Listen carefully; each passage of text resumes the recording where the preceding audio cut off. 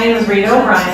I'm very pleased to be here. I'm blessed and thankful by telling my story. I'm healing. I'm telling others that if my story can be told, so can yours. We all have a story. We all have healing.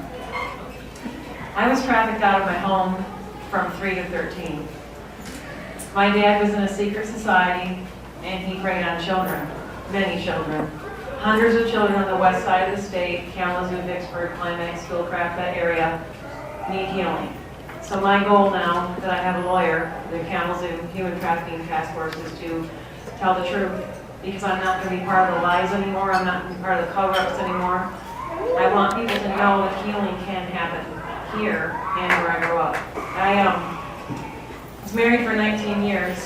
My marriage ended because I went through some stuff in my family that was pretty cruddy. I'm here now. I'm still standing. And I do believe that the stuff that I went through for a reason. My faith has gotten me through it. I believe that had it not been for my grandfather who lived next door, he suspected things, and he was part Native American, so he was really sneaky at how he would get me out of the house at times.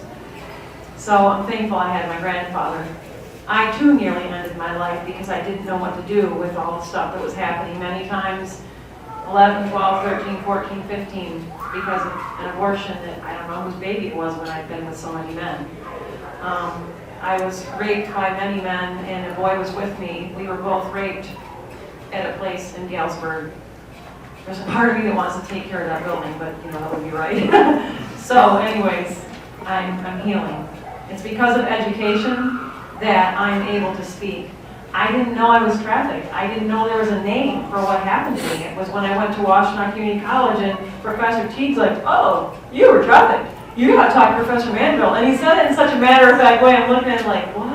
Like I didn't know what that meant. And then it was going to a church in Plymouth with Professor Manville that I met this lady, and then they had all this stuff up on the board. I'm like, ugh.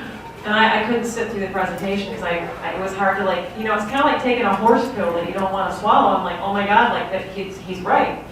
And then I was able to speak at that church this Thursday and share with them what happened to me in a safe space.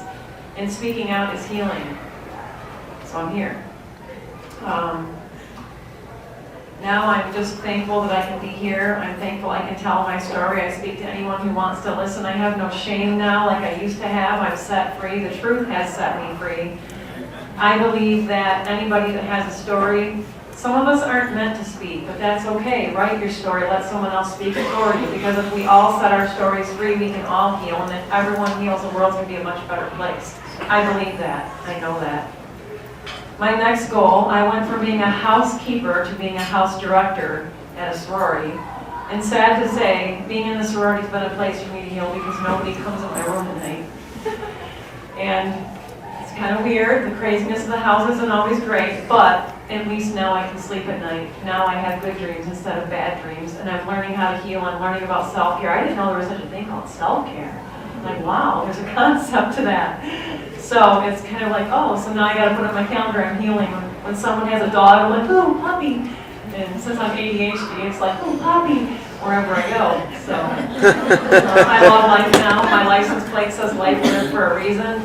I'm going to keep speaking until the day I die. And even if I do die, people are going to keep speaking because they know my story. And my story will be told by others because everybody needs to heal. So thank you all for being here. Thank you, Professor Manville. Thank you, Bonnie, for being here. Thank you, Cal, for not giving up on me when I was nervous. I appreciate you all. I know I talked too fast.